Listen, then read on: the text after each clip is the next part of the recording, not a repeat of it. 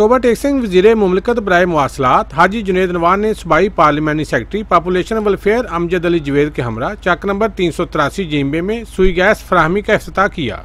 इफ्तिताह के मौका पर इनके हमरा chairman market committee Rana Abdul Qayyum Khan, UC chairman Musawwar Saeed, Nasir Iqbal advocate और अहले इलाका की कसीर तादाद मौजूद थी। इफ्तिताही तकरीब के शुरका से खिताब करते हुए वज़ीर मवासलात हाजी जुनेद नवान ने कहा कि शहरियों को बिजली, गैस, साफ पानी, तालीम और सेहत के जदीद सहूलियात घर की दहलीज पर मुहैया करके तमाम इंतखाबी वादे पूरे कर दिए हैं। इस मौका पर रुकन सूबाई असम्बली अमजद अली जवेद ने कहा कि देही इलाकों में शहरों जैसी सहूलियत मुहैया कर दी गई हैं। तरक्की का यह सफर आइंदा भी जारी रहेगा। उन्होंने कहा कि अगले इलेक्शन में भी फतह पाकिस्तान मुस्लिम लीग नून की होगी। उन्होंने मजीद कहा कि हल्का NA93 में 100% गैस की फराहमी को यकीनी बनाया जा रहा है। कैमरामैन रशीद अंजम के साथ सुल्तान महमूद, टोबा टेक सिंह।